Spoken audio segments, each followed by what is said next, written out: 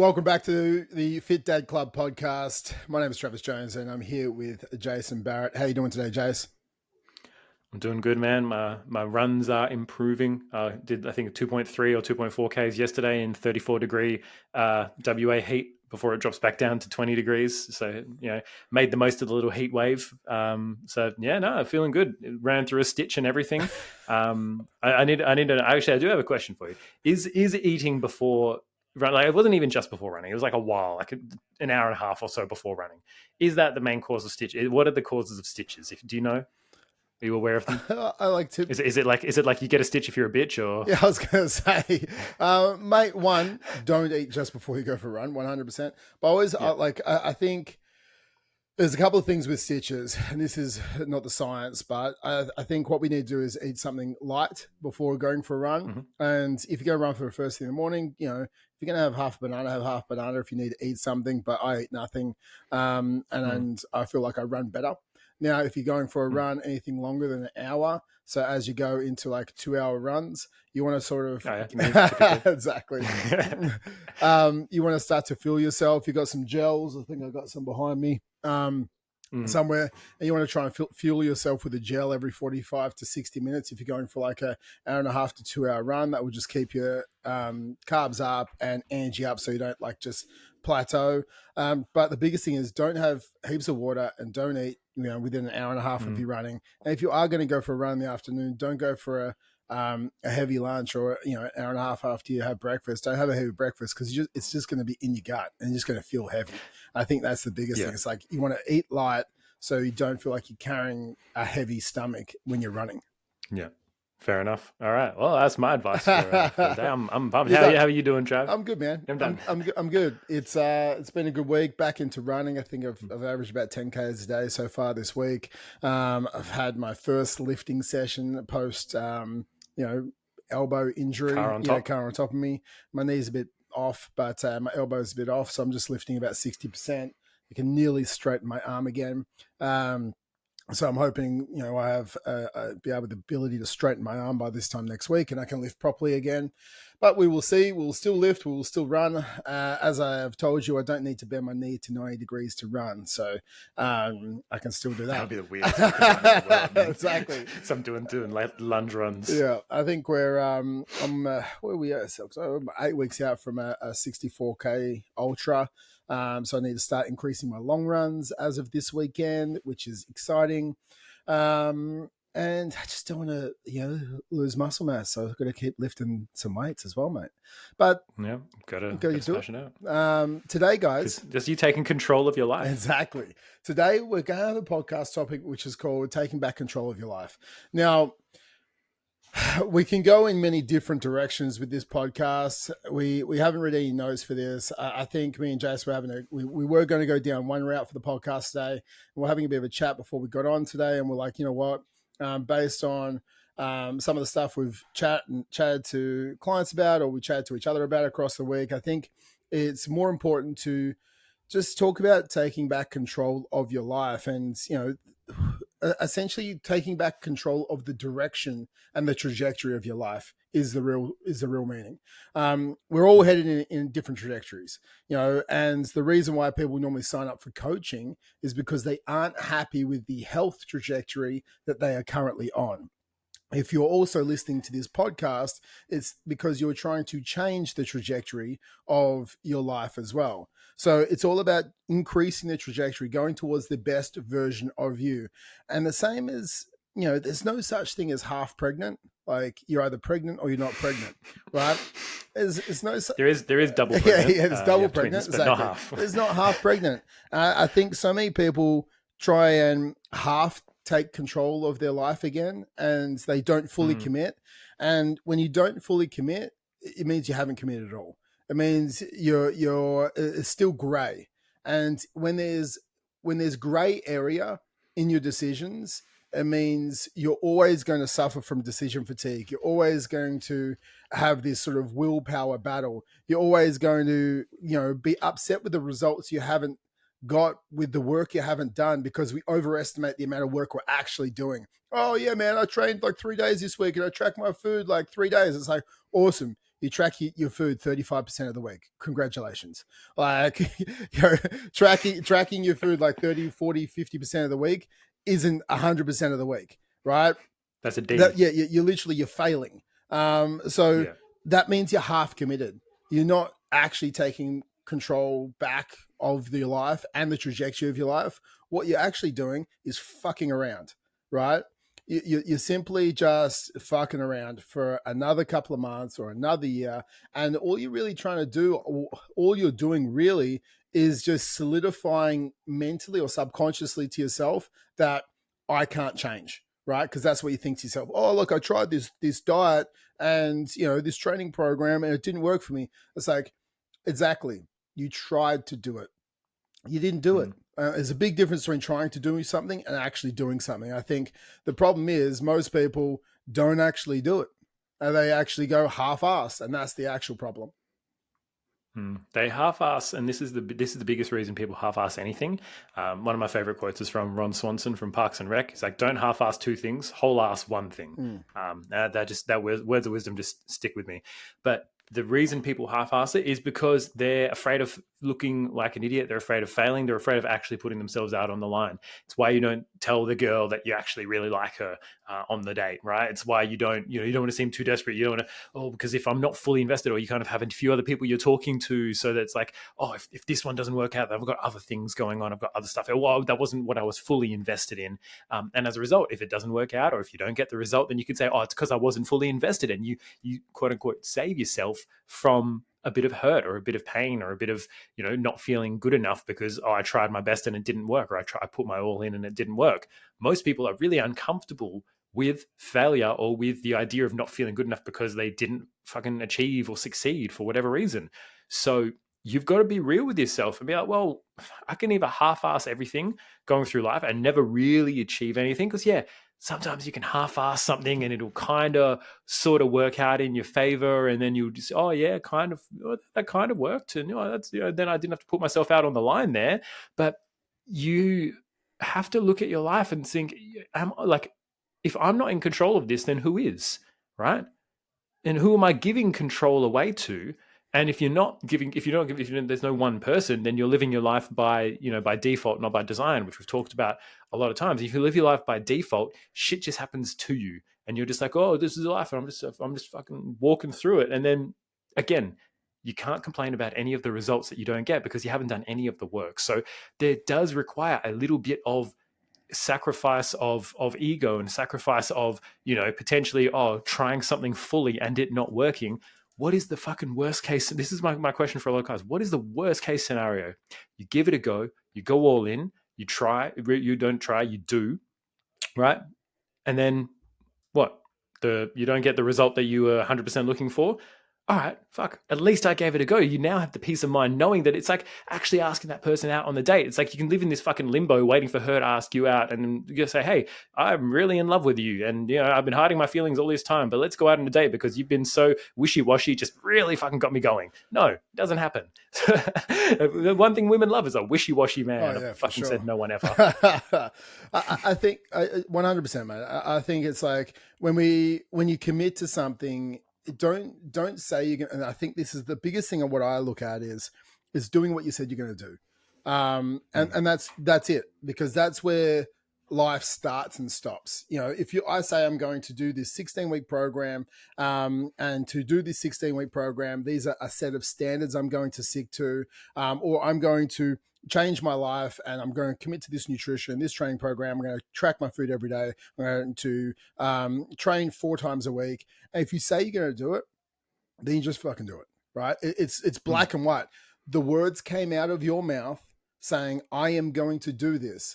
So that means, no, I'm committing. And if also half committing, like we talked about the processed food last week and actually having proper food, I'm pretty sure.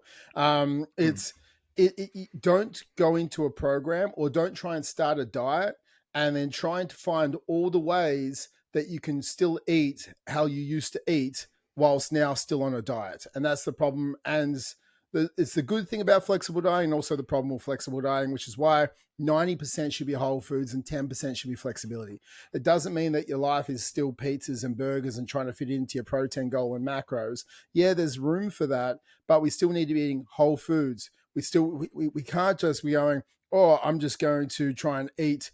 Oh, the morning I'm going to have my cereal, or it's like lower in calories, and then I'm going to have a burger at lunch, and then I'm going to try and have one of those Pro pizzas at dinner time or whatever it is. Like, it's like, no, okay, let's actually set some time aside and eat like an adult. Not, you're not a child. Let's eat like an adult. But it's the truth, man. Like everyone's, I like that. Everyone, I like that. eat like an adult, right? Like you're having cereal for breakfast. You get asking, can I have my nuggets and chips at lunch? Which is really, you're just asking for a fucking schnitzel, which is the same. It's just a large nugget, guys. Hot take. It's just a large ass nugget. And then you want to have pizza at night. It's like you're on the kid. You're like my 6-year-old's diet, his best diet ever. So it's like, no, like it's time to adult. Okay. And the reason why you said you wanted to change your life is because you weren't happy with where it was headed. And you're not happy with where it's headed because, oh, my energy was down. Yep, your energy's down because you eat like a child. Okay. Your energy's down because you're sitting all day long. But then you're still trying to find excuses. So no, it's like, no, okay. Draw a line in the sand. It's black and white. There is no gray area anymore. And I really like really strong constraints at the start. I actually do, because it stops people. It stops people from going, oh, can I fit the burger in? It's like, no, dude, you're not having burgers for the next 28 days. There's no burger. You tell me the food. You can make that sacrifice. Yeah, exactly. You tell me the food that you're really finding it really hard. That's high caloric food that kind of triggers you to eat more food. Or when we look at it, the reason why I like sort of stripping back bread also at the start of someone's diet is because the bread's not the problem. What's the problem is bread is a vehicle for calories. Okay. You're not just having a piece of bread. Yeah, it's a vessel for high caloric shit, right? So it's a vessel via pizza or via sub or via toasted sandwich or via burger. It is a vessel for a high caloric food. So if you cut out the bread, you're cutting out the vessel, right? No one ever had a high calorie lettuce fucking pizza, right? Like they didn't do it because it tastes like shit. Right. So like it's not going to happen. So if you cut out the vessel at the start for high calorie based foods, what you're doing is you're actually cutting out a lot of your past behaviors. Oh, Thursday nights we have pizzas and beers. Well, you're not going to have fucking salad and a beer. Probably not. Right. So it's like you're changing. You could do, but just tried it for zero alcohol beer. Yeah, exactly. They're actually legit. I've been sampling a few lately. Yeah. But like when you're looking at it, when we start to change some of our triggers, we change the domino effect from those triggers as well. So we just like, let's cut out bread for the next 28 days. Why? Is bread bad, man? No, bread's not bad.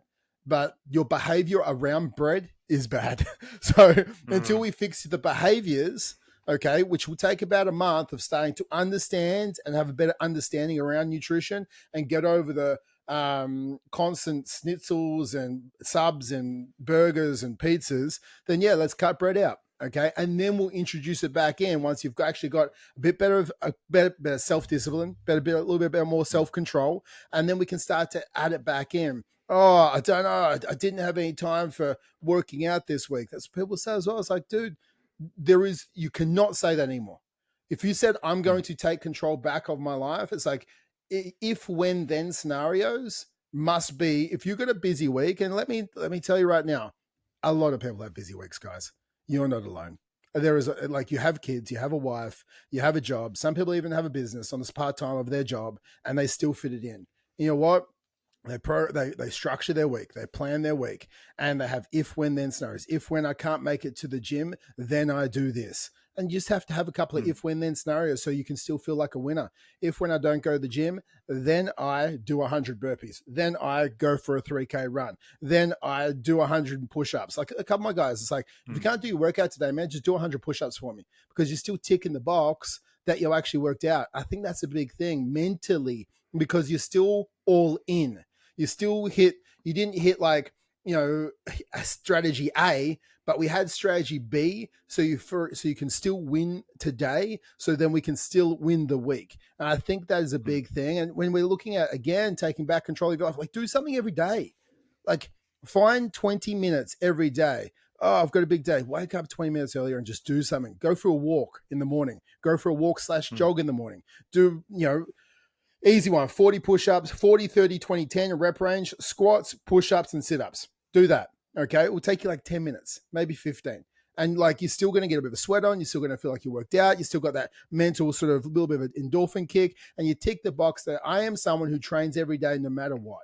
And I think that's a kind of like, again, you draw a line in the sand. You were someone who didn't train, and now I am someone who trains no matter what. Okay, I think it's a big mental switch. Like, you switch on. Okay, this is who I am now. Because when we're trying to take our past behaviors into our current situation, whilst the current situation is one where we're not happy with. So, like, we're not happy with our weight. So if you're someone who used to eat burgers every night or burgers every weekend and have a carton of beer every week, it's like, you need to divorce your old self, right? It was a bad marriage, right? The marriage put on 20 kilos over the last decade, right? That was not good. You divorce your past and you marry your future. What's the future version of me? I eat steaks, I eat chickens, and I eat vegetables. I eat like an adult, right? Like, it's like I'm going towards the better version of me, which means I'm divorcing the past version of me. I think it's very black and white, and it's very clear. And then the hardest thing is, it's like, oh, but I don't want to do that. That's hard. Man, yeah, it is hard. Change is hard. 100%. It's hard. But change is needed if you're eating like a child, okay? Like, it is 100% needed, because it's sending you down a direction that's not good. It's not making you happy. It's not giving you energy. It's not making you a role model for your kids. It's probably not getting you laid by your partner. It's not making you strong. And I'll tell you what, right now, you're fat, slow, and weak. You're fucking easier to kill, okay? So when we look at this, all we want in life is, we want to be harder to kill. And we're harder to kill when we're strong, fit, and fast. So I would train every day to be harder to kill, because all I have to do is outrun the slowest motherfucker out there, right? And like, that's me. Exactly. Like, in the zombie apocalypse that's coming someday in the future, like, I just want to be harder to kill than the next guy. Well, to be fair, you'll be the hardest to kill because you're also in Hobart. Exactly. So you've got a little bit of distance. No one's coming here, mate. No one's coming here. Yeah, exactly. It's like the one flight that goes there every 2 days. You're not going to get any zombies on that one. It's all good. But coming back to what you said, right, is yes, it is hard to make change, but it goes back to choose your hard. Yeah. Because it's also hard to not be able to fucking get down on the floor with your kids. It's also hard to, my dad's 70, and he's basically just getting into this. He's hitting 10,000 steps a day. That's his new goal. He's starting to do that. He's got, to be fair, I told him he's got all the time in the world to do it. He's starting tracking his protein intake. He came over yesterday and visited and made him a chicken salad. I cooked up, 1.1 kilos of chicken breast, gave him a couple of chicken breasts, did it up with a salad. He was, loving it. And he's lost probably like 10 kilos, 10, 15 kilos so far. Like, he's looking amazing. And so it's never too late to start that, but it's like, it's choosing what kind of hard you want to have in your life. In 10 years, it comes back to be more concerned with your trajectory than your current results. It's like, a lot of people will kind of normalize where they're at. It's like, oh yeah, no, I'm not that bad. I can kind of move. I can kind of do this. It's like, yeah, that's where you're at right now. But if you look at your trajectory, where you were 5 years ago to now, it's been a fucking downward trend of livability and flexibility and movement and strength and health. That trend is going to continue unless you do something most different. People's trajectory starts to decrease by age like 15. And if not that, then like 22. Yeah. It's like, as soon as you start like making a little bit more money, oh yeah, I've got no fucking responsibilities, drinking beers. Man, like, it's like, I talk to people like, when was the last time you do a pull up? I don't know, when I was 7 in the playground on the monkey bars. But it's like, at some point in our life, we stop sprinting, we stop jumping, we stop being able to pull ourselves up onto shit, right? And if you stop doing things, like, it's a use it or lose it mentality. If you can't do a pull-up, let's get you doing a pull-up. If you can't jump up onto something, let's get you to be able to have some form of ability to be able to jump up and down, because like, it is important to be able to do that. If you can't sprint, well, mate, if a car's coming for your kid on the road, you want to be able to fucking sprint, because you want to be able to protect them. Like, you want to be strong, you want to be fit, you want to be fast. And the problem is we make so many excuses. It's like excusitis, right? It's like the inflammation of the fucking excuse making gland, right? It's we need to we have so many excuses around why we can't do stuff. It's like, dude, I don't care why you can't do it. Like, you drop that. You're being a victim. Okay, you're blaming people for your situation. Oh, I can't eat healthy. My wife cooks my dinner. Dude, you don't have to eat it. Oh, but then she'll do. Trust me, she's not going to divorce you if you don't eat her dinner. She would have divorced you for being 30 kilos overweight if she's going to divorce you for that, right? She just wouldn't. She would divorce you for a lot of other shit. If you say to her, I want to get healthy. I want to lose 30 kilos, 20 kilos, 10 kilos, whatever it is. And I just want to eat meat and veg at dinner time. You don't have to do this, but I just want to eat meat and veg at dinner time. If she says, I don't want to cook that, cook it yourself. You know what you do? You cook it yourself. You cook it yourself. That's okay. Like, oh, but I work a long day. Mate, cooking meat and veg takes 6 minutes. Literally 6 minutes. You get a steak, you put it on the barbecue, and you flip it at minute 3. You pull it off the barbecue at minute 6. Whilst that's on the barbecue, you get 2 packets of mixed greens that you can chuck in the microwave for 2 minutes on high.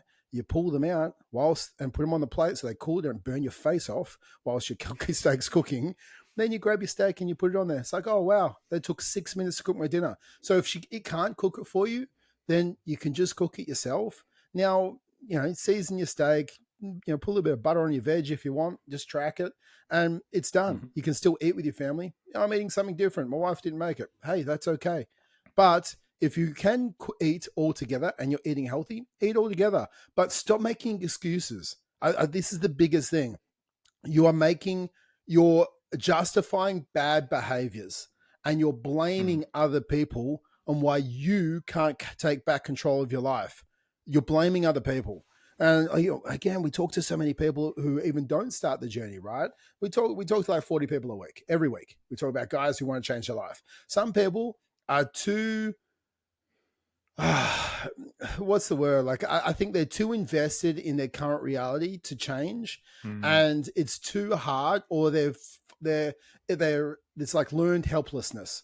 When you're so far gone and this is all you know, and you've tried so much in the past, you don't believe you can change anymore. So like, they have this level of learned helplessness, and it's like, okay, well, it's going to cost, whatever it costs per week, $10 a day. Let's just say it costs $10 a day for coaching. Oh, I can't afford $10 a day. No, you can afford $10 a day, or you need to reframe. You need to use better language.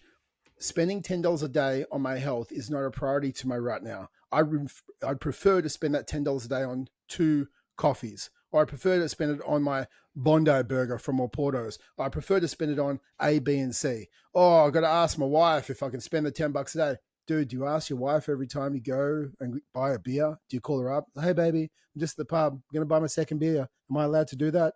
No, you don't, because it's fucking stupid. You don't have to ask your wife for permission for it. It's $10 a day for the coaching, right? Can I do that? Yes, you can. You make a decision, because you are taking back control of your life for you. But you're so but I like my burgers at lunchtime. Exactly. You're more invested in your instant gratification bullshit and eating a burger every lunchtime, or having your smoker, or having your bacon egg roll, than you are actually feeling good, right? You're gonna say I'll die for my kids, but you're not even fucking living for them. You're living for the burger. You're living for the beer. You're living for the instant gratification. You're living for the weekends with the boys. It's like, dude, like, take back control of your life. Stop spending money on shit that's making you worse off, and start spending money on things that will get you moving forward to the trajectory that you want. I think it's just, I keep saying it's black and white. Like, it's so clear, guys. The version of you're currently heading down, look at the behaviors. Which ones must I divorce? I got to divorce that behavior of drinking, 24 beers every week. Okay, divorce it. If you need to go cold turkey, oh, I can't go cold turkey. Try it for a month. Oh, I could not drink beer for a month. Well, then you have a fucking problem, right? If you can't drink beer for a month, you have a problem with alcohol. Then you need to join not only the Fit Dad Club, but AA. okay? Because they will help you with that. And that's all right. Because you have to be going, like, man, I'll drink or I won't drink. I have no, I like with me, and I have no attachment to alcohol. Like, I can have burgers. I don't need to have burgers. The only attachment I do have is I love to train, right? Like I have to train every week. Okay. Every single week. Because I love it. It makes me feel good. It makes me feel like I'm the best version of me. I can't eat shit every day because it makes me feel like crap. It doesn't make me feel like the best version of me. If I had to eat pizzas and schnitzels every night, I would feel so disgusting because I would feel lethargic. I would feel tired. Like, it just wouldn't feel great. I have to move. I can't sit down all day. And not because I have ADD, because moving makes me feel better. Okay. Because once we start to divorce those prior poor habits and we start to marry the opposite or the better version of those habits, we start to want to do them even more. Moving makes you feel good. Once you start doing these positive habits more and more, you want to do them more and more because you're like, that actually feels good. I want to do more of it. I am feeling invigorated, excited. I look forward to it. That doesn't mean you're going to wake up every single day going, oh, I can't wait to go for a run today. Or I can't wait to, actually, I do wake up every day thinking I want to eat a steak. I just do. But it only happens if you learn how to cook good steak. Exactly. If you cook steak like shit, you might not like it. If you're buying minute steaks and you don't know how to cook boiling them, it's not going to taste good. But if you're buying good steak, you know how to cook a good steak, and you can go follow the Fit Dad Club, and I'm sure Jace can teach you how to cook a good steak. Then you look forward to it, right? I love steak and potatoes. I just am. I love everything with potatoes. Just do. But they're good. Potatoes are good. Potatoes are the best, man. They keep you full. The calories aren't that bad. You buy some charisma potatoes, you can have double the amount. Chicken thigh, steak and potatoes. Give me some lean beef mince with some taco seasoning. Like, give me some salmon. Like, these are my favorite foods. No lie, because they make me feel good. I'll enjoy the taste if you season them correctly and you can cook them correctly. And I have them with potatoes every night. I don't even like rice. I just love potatoes. I like a sweet potato. Give me a potato or a sweet potato any day of the week. I turn that shit into a fry formation. I can air fry that and taste good as well. So it's like, I think once you love doing these habits, you want to do them more and more because they just make you feel great. And then you've taken back control of your life because your identity matches your behaviors. It's like the B times do equals have, right? Honestly, Jace, I think I don't know who said that. Maybe it was Brian Tracy, Jim Rohn, someone like that. Something like that.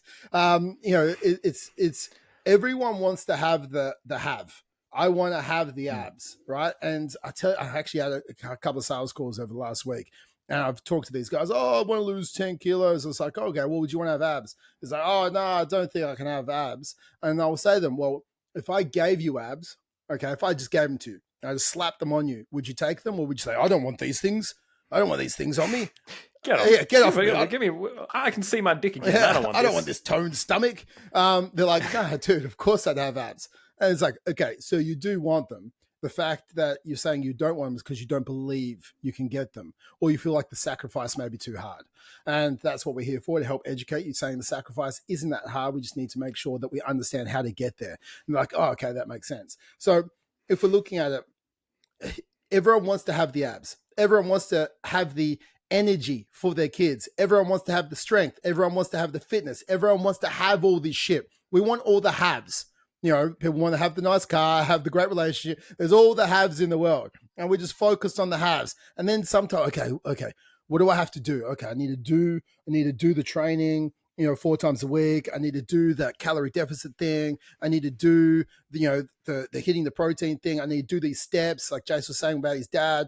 But the problem is they start doing it for 2 weeks. They start doing it for 3 weeks. And then they're like, oh, this do shit is hard. Fucking oath it's hard, right? Doing the work is hard. But what the alternative is not doing the work and being shit and mediocre and not having energy. So yeah, doing the work to have the result is hard. But the problem is you're not even consistent with doing the work because you didn't focus on the one most crucial aspect of it all. Who do you need to be? Who is the person that actually does the work, right? Who is the person that does the work? You need to be someone with integrity with yourself. If you say you're going to do something, you do it even when you don't feel like doing it. Okay? You have to say no more times than you say yes. No to friends sometimes, no to beers sometimes, no to muffins from Karen sometimes. No to all, you have to say no to things. Because like we said last week, when you say no to one thing, you're saying yes to something else, right? And so it's like you say no. Oh, I have to go to the gym. You have to say yes to that. I don't feel like going to the gym. I'm tired. Well, fucking toughen up, buttercup. Go to the gym. Say no to feeling tired. Yeah, exactly. Like the gym will give you energy, right? So you have to understand, guys. It's like, who is the person? Who do you need to be? I need to be honest, okay? Because I'm not lying to my coach, and I'm not lying to myself about what I'm eating, okay? I need to have integrity, so I do what I said I'm going to do. I need to have respect, more importantly, self-respect, okay? Because I'm telling you right now, if you're 40 kilos of weight, you don't have self-respect, okay? Because you lost that because you enjoyed the burger more than you enjoyed the health. And that's okay. We can reclaim the self-respect one day at a time. And that's all it is. But you have to, and if you're listening to this and you're 30 kilos out, so I do have self-respect. You're an asshole for saying that. It's like, dude, I will be your villain if you need me to be your villain. Okay? And if that's going to be what you need to get going, that's completely fine. But I'm telling you right now, if you're 30 kilos of weight, you're not healthy, you're going to die early, you probably won't see your grandchildren. Okay? So I'll be whatever you need to be in your life to get you to see your grandchildren get married, right? I'll be that person for you. So you need to have self-respect. Those are big things. You need to take some fucking responsibility. Like, you need to be the person that takes responsibility for their actions. Oh, my wife doesn't cook me the right dinner. Does she feed you? Does she grab the fork and chop it up and then put it in your mouth? But yeah, she Here comes the airplane. Exactly. She doesn't do that. Like, you just don't eat it. That's okay. Like, you don't have to eat it. Go buy 100 grams of ham. Eat the ham, right? Go eat 100 grams of ham, right? Like, she tries to feed, my wife tries to feed my toddler, and she literally puts her hand over her mouth, pushes away. Yeah. She knows when she's done. Exactly. She knows when she doesn't want the food. Exactly, man. Like, you got to be the baby, be the Emmy of your life. Say no, I'm done. Shit. Right? So it's like, you have to have responsibility. You also have to have ownership. So the other character trait, you have to have ownership, because you can never move forward if you take ownership of where you are. It's like, no, I'm 30 kilos of weight. I did this. I can undo it. I think that's a big thing. Ownership, responsibility, integrity, honesty, self-respect. That is the B. Okay? And do what you said you're going to do. This is the B. Because if I become this person, that person does the work, whether they feel like it or not. Okay? And then that person is consistent and they have the result. All it is to get the have is doing the same shit over and over again for a prolonged period of time and understanding the nuances along the way, and then you'll get the result. Oh, it's a bit boring, isn't it? I was like, I don't know. Is being really healthy and feeling fantastic boring? I don't know. You tell me. Oh, I don't know. I'm not healthy and I'm not healthy. Okay, cool. When you get there, we'll have the conversation, right? It's really simple, but you have to be that person to take back control of your life, or you never will. Like, you'll never take back control, because you lost the most important thing of taking back control of your life, which is changing who you are. Because you have to change who you are. Because the character traits that were driving your decisions in the past led you to here, and you aren't happy with where you are. So we need to find new character traits to drive us forward from now. You just got to choose. Again, you're making a black. This is the biggest thing. People argue about the grays all the time. And this is, as Trav's saying, it's got, like, for a lot of you guys, it's got to be fucking black and white. It's just got to be, I'm making the decision to become this person.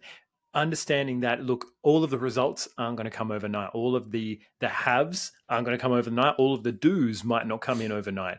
But if you start with the foundation of being that person, of the self-respect and the integrity and the honesty and the ownership and the responsibility, right? Responsibility being the ability to respond. We are all always responsible. We can all always respond. But the biggest thing for most people is they argue for their limitations. It's like, you argue for your limitations, you get to keep them. That's what Les Brown always says. Yeah, 100%. Yeah, 100% of the time. You can keep that shit, right?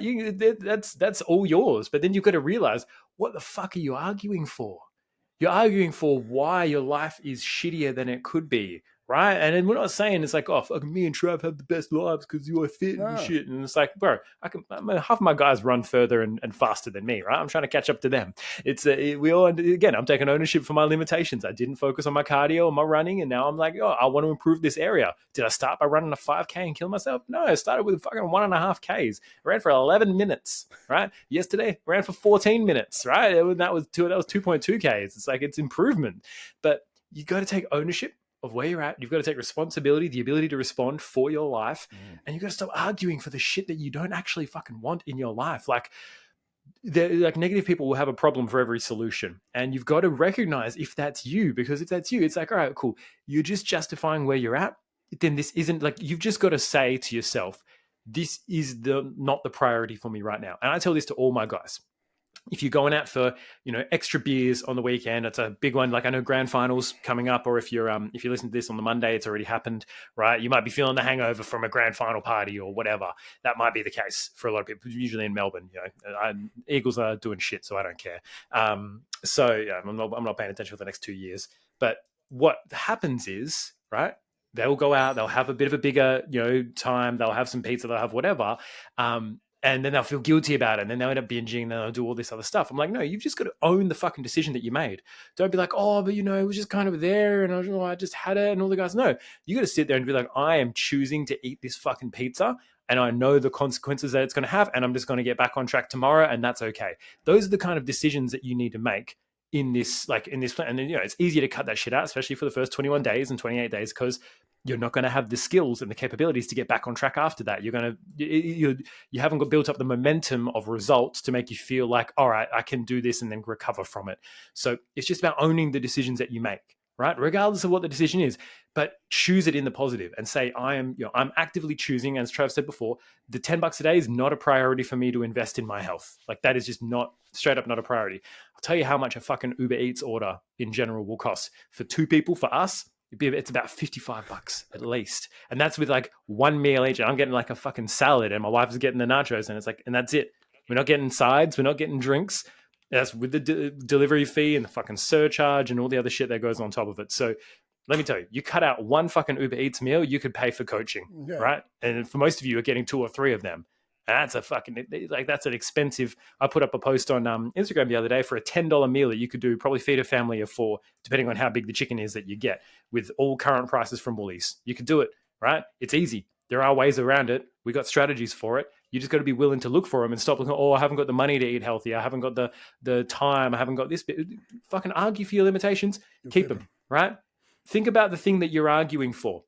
Let's say your relationship isn't doing well and you're like, you want to continue to argue for why it's not doing well and keep focusing on that. You're not going to have a relationship very soon, because you're just continuing to focus on, what are the things that aren't going wrong? This is why it's not working right now. This is why it's not working. It's like, well, cool, bring some solutions to the fucking table, or accept the consequences, which is being fat, unhealthy, overweight, broken marriage, whatever the fucking whatever the issues are, right? Like no one likes that guy at work who's like, oh, nah, mate, we can't do that because of this. No, we can't do that, can't do that, can't do that. Well, it's like, fuck, what are we going to do? Sit here and, dig a hole and 4 people watch one guy dig a hole, right?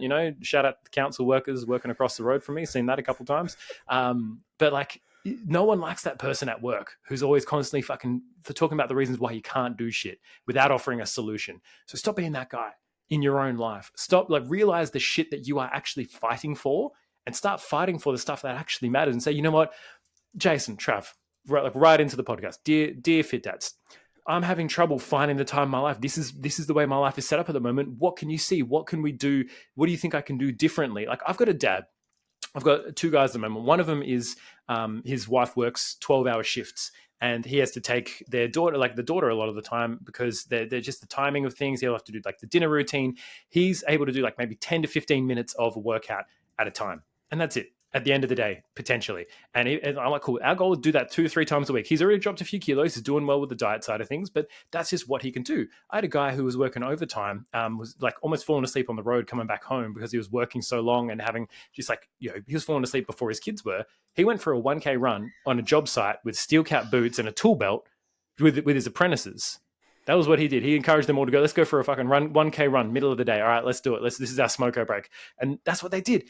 he's like, his goal was to do like fucking 10, 15 burpees in between doing the dishes and cleaning up the floor. Like that was his way of getting it in. He was just getting it done, right? And then we're like, all right, cool. Well, what are these current circumstances? Working a lot of overtime. All right, well, overtime can't be forced. So yeah, at the moment, yeah, the money might be nice, but it's not worth you fucking almost falling asleep on the road and feeling like shit all the time. So let's go have a chat. He's stopping overtime at the end of this week so he can focus more on his health, right? It's about choosing the priority and saying, all right, cool. Now I have the context of if I'm choosing overtime and the money that comes with that, and maybe there's a necessity and there's times when that's important, or I'm choosing my health and my vitality and my wellness, and you're making the choice either way. It's not just like, oh, I don't have the time. No, you've got fucking circumstances in your life, right? And you're making choices. You're already in control of your life. Some of you are just fucking hands off the wheel, right? Exactly. Just like, oh, I can't do anything. I think it's the difference between a couple of things, man. Like one is to carry on as far as like that sort of bring the energy, and obviously the main character energy. Anyone who's ever played video games, there's main characters, and you're normally the main character when you're in a video game, like if you're in a shooting game, and then there's people who get shot. It's like the NPCs, non-player characters. And then in the background, they're like walking into the fucking poles, and like they've got non-player. Have a good day today. Yeah, literally, they've got non-player characters, and like a lot of you are living your life like a non-player character, right? You're not bringing the control to the table. You're just like walking around like a sim, living by default. And it's like, no, we design this shit. Like we bring main character energy to the table every single day, and we control no matter what comes at us. It's like, we dodge, we duck, we weave, we punch, and we just keep pushing forward with that main fucking character energy to control our life. And if there's a hurdle, we jump it. If there's an obstacle, we duck it. And we just keep moving forward on our trajectory that we're after. It's like, you need to bring that main character energy to actually take back control of your life. I think that's a big thing. And also, that's where you focus, right? Like most people, if you know the stats of your favorite football team, but you don't know how many fucking steps you do in a day, you're focusing on the wrong stats, right? Like, the stats of how many marks or how many goals or who's going to fucking win the Brownlow or whatever it is. Like I that's no priority for me. I have no idea, right? Like go Collingwood. I know Collingwood's in the grand final because Liv goes for Collingwood, and people talk to me about it. Sorry, lost a lot of respect for Liv there. but in saying that, it's not saying there's something wrong with watching the footy. Hey, cool, played rugby league, but like there's a problem if you know more about your local football, more about your football team you follow, okay, and you're I can't wait to celebrate this weekend for the grand final. It's like, fuck, who's the captain of Scott Pendlebury or Darcy Moore? It's like, what, are you going out with them having drinks after the grand final with the Collingwood boys? No, they don't know who I am. Exactly. They fucking don't know who you are. So because they don't know, you don't have to celebrate with them. Okay, this is their game. You're just happening to watch it. Right? You just happen to watch it, and that's okay to have some beers. But if you know more about their stats than you do about your stats, there's a bit of a miscommunication with what's going on right now. You need to know more about your stats than your favorite football team, because that means where your priorities are. My priorities are not in taking control of my life. You're a non-player character trying to live your life through someone else's. Okay, because you'll go, I can't wait to see how many goals he scores. I can't wait to see who wins. I can't wait to watch this. I can't wait to watch that. Dude, this is your life. Okay, this is your life right now that you need to take control of. You have one life. Whether you're 30, whether you're 40, whether you're 50, you might have 30 years left or 40 years left. Your life is most probably nearly halfway over. Okay, so you need to go, how long am I willing to live on this planet in a substandard version of myself? Because if you're 30 kilos away, that is, you weren't born. It's like, whoever you think made you, if you believe in God or if you believe in anything out there, like you weren't put on this earth and go, I'm going to make an obese child who's always stressed, has a poor relationship, works in a job that he hates, and dies early because he has heart disease. And you weren't born on this earth going, this is how your life should be. Like, it just wasn't. I'm sure that your parents wanted the very best for you. They go, I hope you grow up to be overweight, unhappy, and fucking feel like shit. Like, they didn't. They wanted you to grow up and have the best version of you. So you have to reflect on yourself. Am I living the best version of my life right now? If I was 30 kilos lighter, 20 kilos lighter, 10 kilos lighter, would I have a better version of me? Would I have more energy? Would I feel better? Would I, play with my kids more? Would I run more? Would I be a better role model for them? Would I have more confidence? Would I have like all these things? Yeah, I would. Then it's like, then you got to do it. Like you have to actually go right now. I have one life and I'm not living this life to my potential. It's a very confronting conversation that you need to have with yourself. Like it's super confronting. I have the conversation right now all the time with myself. It's like I have to ask, is this what I was put in this planet for? Is this, if my kids only have one dad, hopefully they only have one dad, then, and like, with this, like, am I being the best version of me? What can I do better to be better for them? Am I the best husband right now? What can I do to be better for my wife? Am I the best version of the health? Am I living my best life? Am I contributing back to society the best? And you have to ask yourself better quality questions. Like, I get better quality answers. If the answer is no, it's like, okay, well, what do I need to do to fucking change? It's like, stop living your life as if you have two. It's like, oh, I didn't do well on this one. Hopefully the next one I will do better. It's like, dude, you're not going to have a next one. I don't care about your beliefs. Let's fucking focus on this one, right? Let's reincarnated as a cricket. Yeah, exactly. You might come back and reincarnate as a piece of shit, right? Like, hopefully that doesn't happen, right? But like, I want you to actually treat this life as if you have one life, because so many people are walking around pretending they have two. And they're treating this one as like this one's like a mulligan. I'll take another shot. Like, can I have a do-over? No, you don't have do-overs of life, right?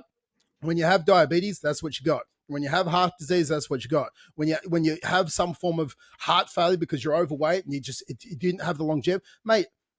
If you walk 10,000 steps a day, it will increase the longevity of your life. Why are you not walking 10,000 steps a day? Like, it increases your chances of being on this planet for longer. Oh, I don't have time.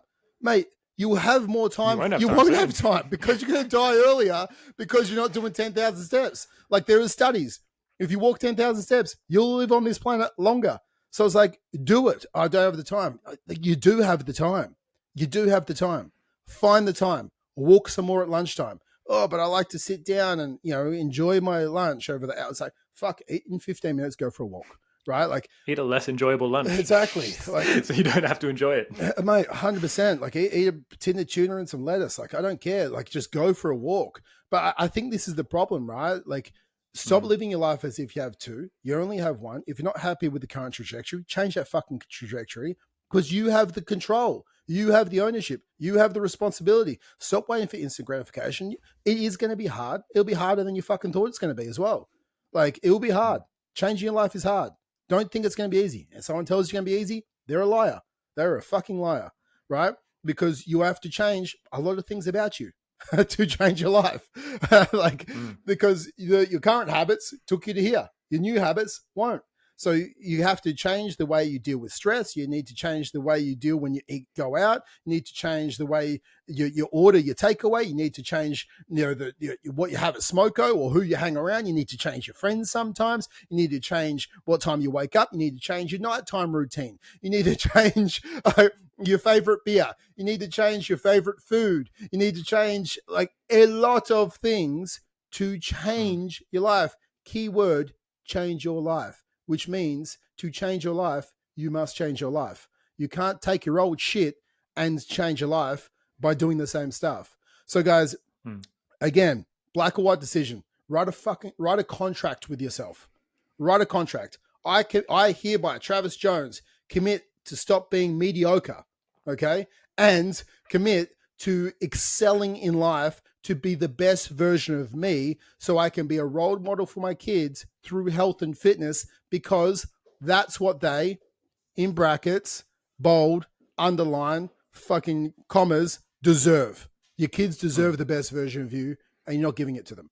So they deserve this, right? And how I would adhere to this contract is I will train 3 days a week. I will track my food until I get my goal weight, okay? It will track it until then. And then I will, because I've learned education, I will then move to eating intuitively. I'll weigh myself weekly from then on in. And if I deviate up by 2 kilos, I will start tracking my food again to get me back in line. A very super simple contract. And then you have to just be the person who does the work, who gets the result. Like I was talking to one of my guys this week, Kev, and sorry, itchy head, guys. I was talking to one of my guys this week, Kev, and he was talking, he's been with us just over a year, right? Love Kev. He's a FIFO worker, lives in North Queensland. He's hot as hell. He's dropped like over 20 kilos. Got abs. Never thought he was going to have abs in his life. When he was 20 kilos overweight, wasn't active with the kids in being able to do the stuff around footy, and he loves footy. He loves his kids are growing up and they're playing footy now as well. Tired all the time. Wasn't really happy with his own body, on his confidence levels. Didn't like the gym. It's like he didn't like the gym because he just felt fat as shit, right? No one who's overweight likes the gym because they compare themselves to everyone else in the gym. That's just what humans do. Like we compare ourselves all day long, but we need to stop comparing ourselves and just focus on ourselves. But then like he embraced this journey. You know, there's been ups and downs, okay? But, you know, he's built his home gym now so he can train with his kids 1 year later. Like he's lost 20 kilos. On the weekend, he told me that he was away for a football tournament and he 4 games on Saturday, 4 games on Sunday, and he was like the water boy for his kids' team. He's like, man, I ran for 8 games of footy over the weekend. Never could have done that in my life. I was out there with my kids whilst they were playing footy. And like, it was the best weekend ever. To be out there, like being there for my kids on the field, sprinting around, giving water. It's like night and day. Like my life is a night and day from what it was to what it is now, because I learned how to lose weight, keep it off for good. I now train with my kids. Like I teach them how to lift. I teach them how to move. I get to be with my kids. It's like, I'm doing a walk this weekend. It's like a 47K walk where I'm wearing a 20 kilo vest for the 47 Ks. So there's a representation of how much weight I've lost. And he's like, I was like, dude, good luck. Now you know how your fucking life was this weekend, because that's how much you used to weigh, right? Yeah. But like his life is so much better. He's like, just happy, and he's happy every day because he literally has like this abundance of energy. It's like, dude, you're carrying 20 kilos less weight around. You go carry a 20 kilo weight around all day long, and you tell me how much more tired you are, right? You just will be, because you're carrying excess weight, not the right amount of weight, excess weight all day long. That makes you tired. So it's like I've made so many stories like this of dads completely taking back control of their life. And once they do, before they were like, okay, dads, and now they're like fucking great dads, like the best, doing everything with their kids, not just having energy to play with them, but like an abundance of energy where their kids like, oh my gosh, I'm trying to keep up with my dad, right? Like that's the type of energy you want. The kids are like, oh, let's sit down. It's like, no, let's keep going. Like, let's keep doing more.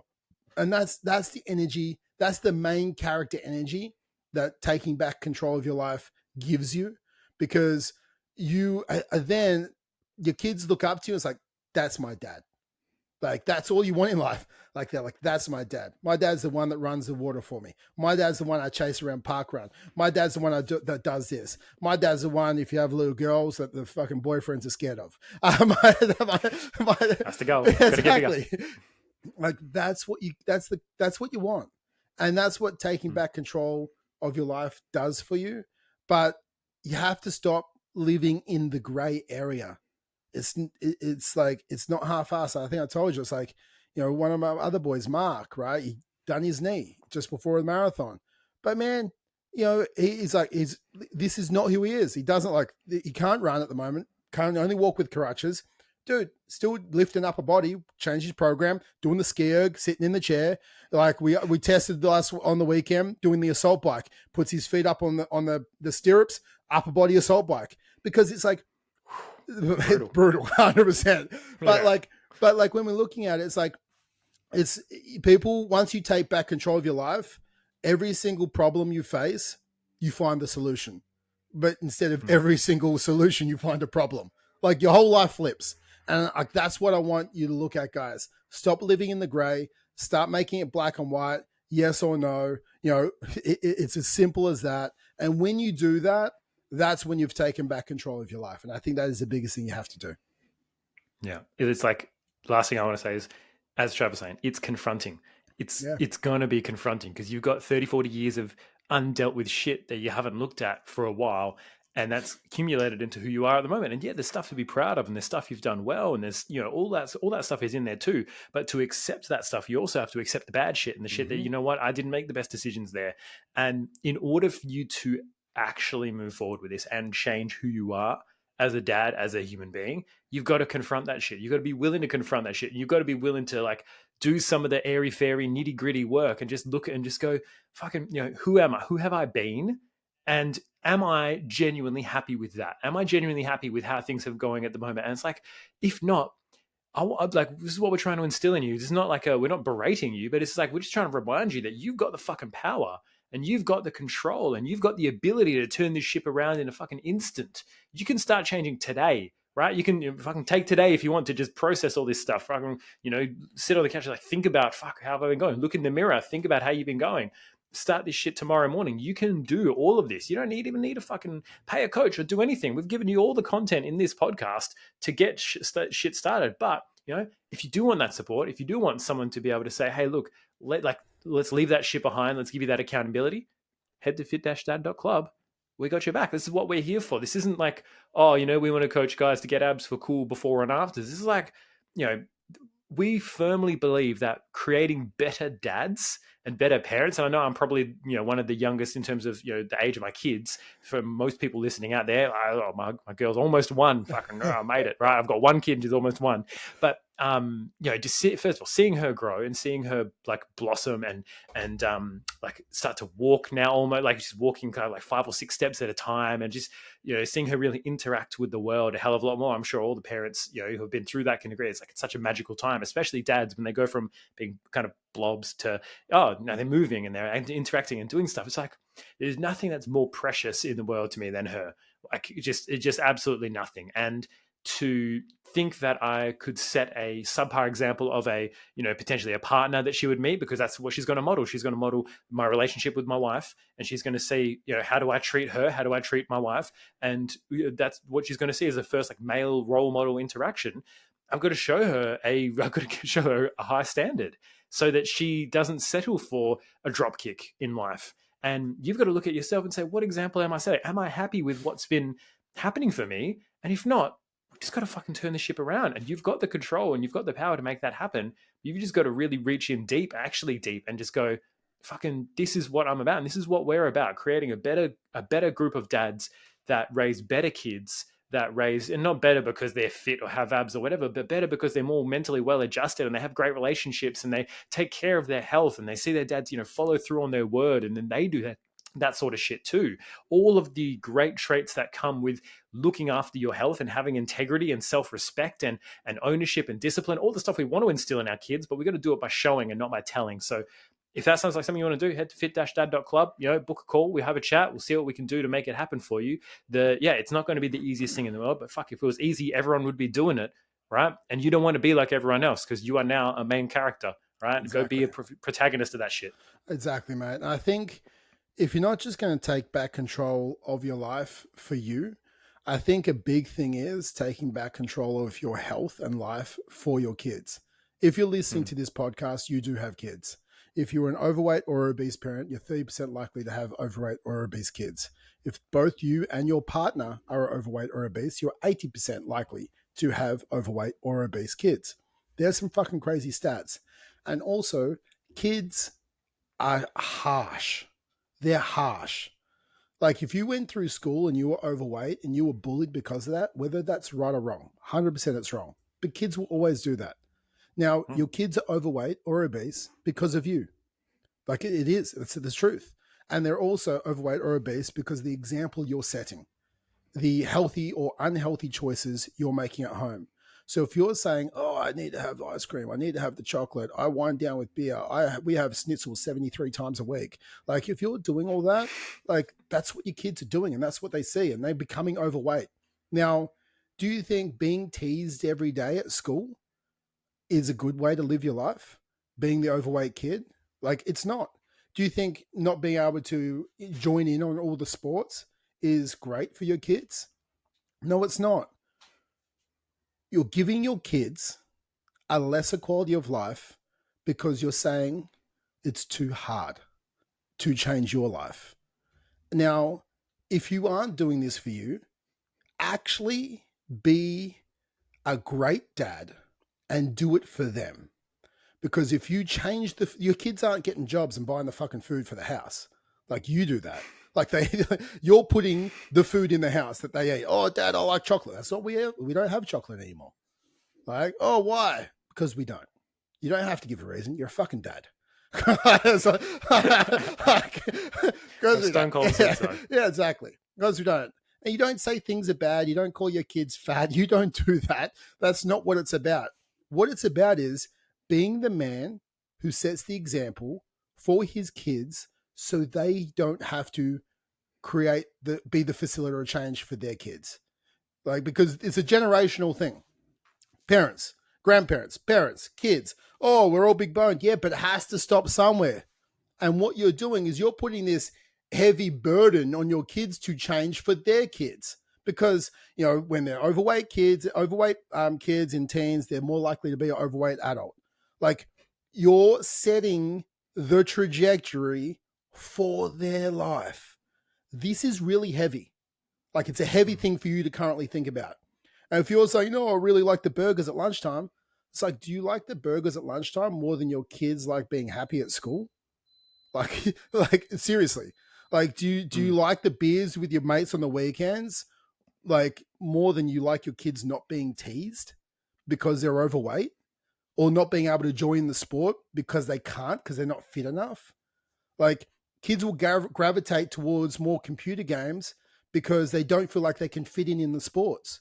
That's what they do because you did this. Dude, man, Jace, but 100%. But like, it's not, oh, my kid really loves games. Yeah, he'd really like fucking football too if you were a great example and a great role model. Like, I wasn't shit at it. Yeah, exactly. But like, and I'm laying down a little bit heavy right now because this isn't about you anymore. We're the Fit Dads Club because dads are the catalyst for change in their family. And if you can change a generational health epidemic that we're in, 68% of Australians are overweight or obese. That's more than half, right? Like, you know, like Danny and Taz, it's like 75%. It's crazy, right?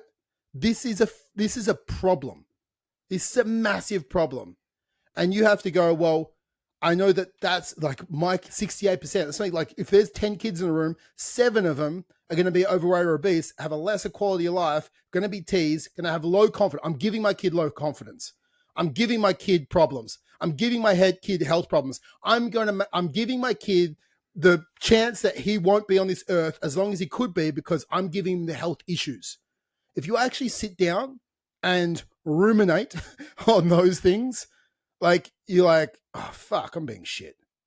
Like, you go, this is heavy because it's reality. And 7 out of the 10 kids are overweight or obese. Okay. And that means out of the 10 dads listening, 7 out of the 10 who have kids will be overweight or obese. And you need to change your life, not just for you, for your family, for your kids, for their kids, for the fucking change that we need to make on this planet. Because at the moment, there's an issue and we need to stop it. And that's why we have this podcast. And that's why we change kids' lives, dads' lives, families' lives. We change it all. And it all starts with changing you. So go to fit-dad.club to change your life, guys. Like, but just not for you, just for them. And actually become the best version of you for them so they can be the best version of them as well. That's it for me today, guys. I know it was a bit heavy at the end, but like sometimes I just need to remind you of the fucking reality. Like it's the truth. Yeah, people get caught up in the should I have chicken breast or chicken thigh? And sometimes meal prep is a bit difficult, and it's like none of that shit fucking matters when you have context. No. When you have I'm going out for a fucking run now. I'm Jason's like, I am gonna be the role model. I am the role model right now. Screw this. Exactly. Emmy starts some chicken breast and go for a run at the same time. You see me fucking munching. Trav didn't say I couldn't eat and run. Right, this is my fucking. This is my pouch. This is my time. All right, guys. You have an awesome day. We'll chat to you next week, guys. Peace out. Peace out.